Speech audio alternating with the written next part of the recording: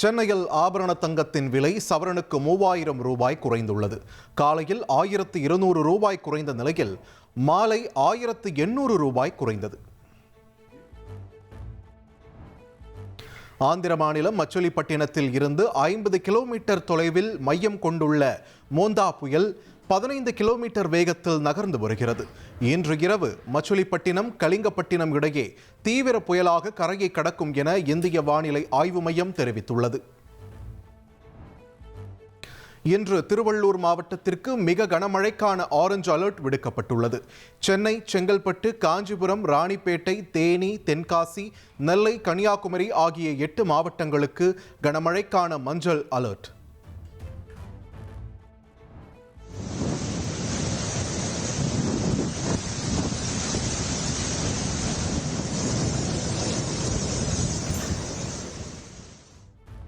ஆந்திர மாநிலம் காக்கிநாடாவில் வெளுத்து வாங்கும் கனமழை.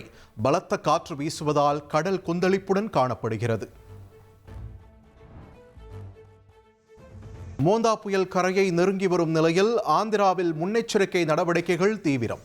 கடற்கரையோரம் வசிக்கும் மக்கள் வீடுகளை விட்டு வெளியேற ஒலிபெருக்கி மூலம் அறிவுறுத்தல். மோந்தா புயல் கரையை கடக்க உள்ள நிலையில் மாநில பேரிடர் கட்டுப்பாட்டு அறையில் சந்திரபாபு நாயுடு ஆலோசனை நடத்தினார். முன்னெச்சரிக்கை நடவடிக்கைகள், முன்னேற்பாடுகள் குறித்து கேட்டறிந்தார். சென்னை, எண்ணூர், காட்டுப்பள்ளி துறைமுகங்களில் 4ஆம் எண் புயல் எச்சரிக்கை கூண்டு ஏற்றப்பட்டுள்ளது. உள்ளூர் மக்கள் பாதுகாப்பாக இருக்க அந்தந்த மாவட்ட நிர்வாகங்கள் அறிவுறுத்தப்பட்டுள்ளன. திருவள்ளூரில் கடந்த 24 மணி நேரத்தில் பொன்னேரி, ஆவடியில் தலா 7 சென்டிமீட்டர் மழை பதிவாகியுள்ளது. ஊத்துக்கோட்டையில் 6 சென்டிமீட்டர், சோழவரம், செங்குன்றத்தில் தலா 5 சென்டிமீட்டர் மழை பதிவானது.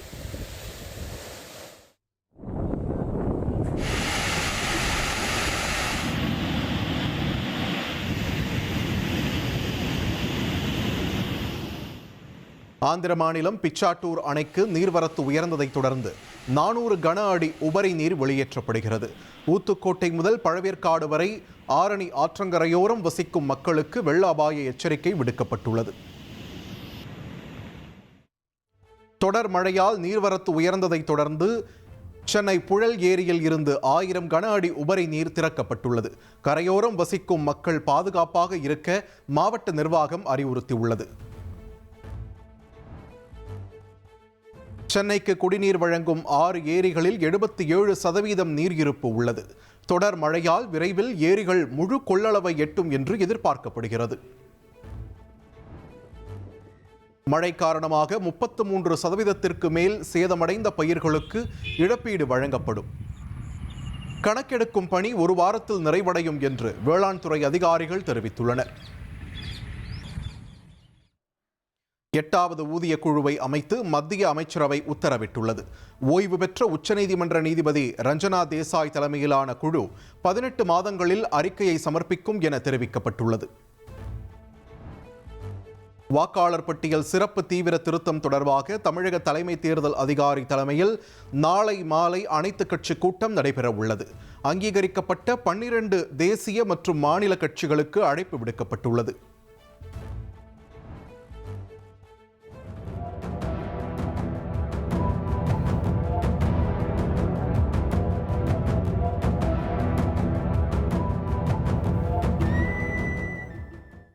கோவை டவுன்ஹால் பகுதியில் துணை ஜனாதிபதி CP ராதாகிருஷ்ணனின் காருக்கு எதிர்த்திசையில் பைக்கில் சென்ற இளைஞர்களால் பரபரப்பு ஏற்பட்டது.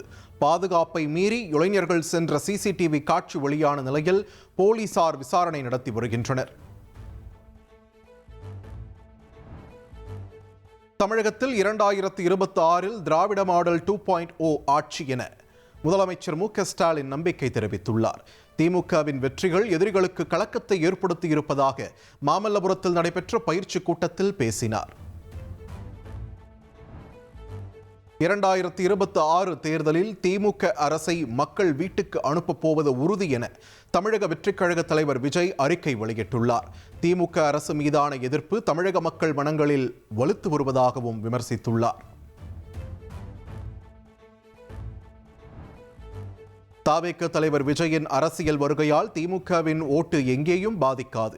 திமுகவின் வெற்றிக்கு பாதிப்பு ஏற்படுத்தாது என்று அமைச்சர் ஐ பெரியசாமி நம்பிக்கை தெரிவித்துள்ளார். கரூர் சம்பவத்தை சிபிஐ விசாரிக்கும் நிலையில் 41 குடும்பத்தாரை அழைத்து விஜய் பேசியதால் விசாரணை சரியாக இருக்குமா? நாம் தமிழர் கட்சியின் தலைமை ஒருங்கிணைப்பாளர் சீமான் கேள்வி எழுப்பியுள்ளார். தமிழக வெற்றிக் கழகத்தின் சிறப்பு பொதுக்குழு கூட்டம் நவம்பர் முதல் வாரத்தில் நடைபெற உள்ளதாக அறிவிக்கப்பட்டுள்ளது. கட்சியில் அமைப்பு ரீதியான மாற்றங்கள், தேர்தல் பணி உள்ளிட்ட முக்கிய பணிகள் குறித்தும் ஆலோசனை நடத்த திட்டம். மன்னிப்பு கொடுங்க, உங்களை இங்கே வரவழைச்சதுக்கு என்னுடைய தவறு அப்படின்னு காலில் விழுந்தாரு. ரொம்ப கஷ்டமாக போச்சு, ரொம்ப இழைச்சிட்டாரு. முதல்ல இருந்த விஜய்க்கு நேற்று பார்த்த விஜய்க்கும் சம்மந்தமே கிடையாதுங்க. மாமல்லபுரத்தில் நடந்த ஆறுதல் சந்திப்பின் போது தாவேக தலைவர் விஜய் காலில் விழுந்து மன்னிப்பு கேட்டார். தந்தி டிவிக்கு பாதிக்கப்பட்டவர்கள் உருக்கமாக பேட்டியளித்தனர்.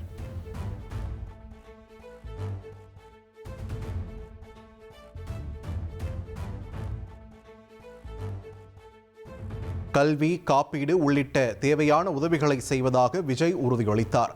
குடும்ப செலவுகளை ஏற்பதாகவும் விஜய் கூறியதாக கரூர் கூட்ட நெரிசலில் உறவுகளை இழந்த உறவினர்கள் தெரிவித்தனர்.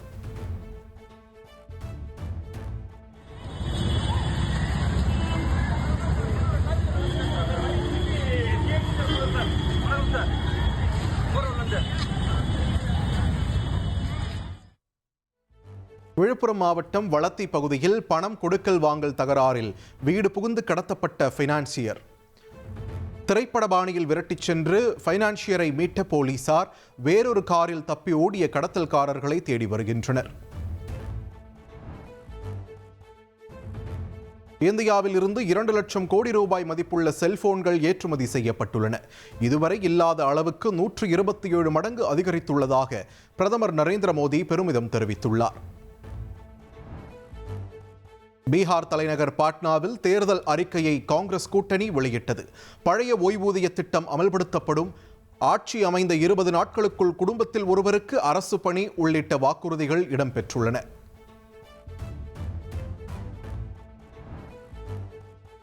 பீகார் மாநிலம் மற்றும் மேற்கு வங்க மாநிலத்தில் உள்ள வாக்காளர் பட்டியல்களில் பிரசாந்த் கிஷோர் பெயர் உள்ளது. 3 நாட்களுக்குள் பதிலளிக்குமாறு ஜன்சுராஜ் கட்சி தலைவர் பிரசாந்த் கிஷோருக்கு பீகார் கர்கஹர் தொகுதி தேர்தல் அதிகாரி கடிதம் அனுப்பியுள்ளார். ரஜினி, கமல் இணைந்து நடிக்கும் படத்தை நெல்சன் இயக்கப் போவதாக சினிமா வட்டாரத்தில் தகவல் பரவி வருகிறது. இதுவே ரஜினிக்கு கடைசி படமாக இருக்கும் என்று கூறப்படும் நிலையில் ரஜினிகாந்த் தரப்பில் எந்த ஒரு விளக்கமும் கொடுக்கப்படவில்லை.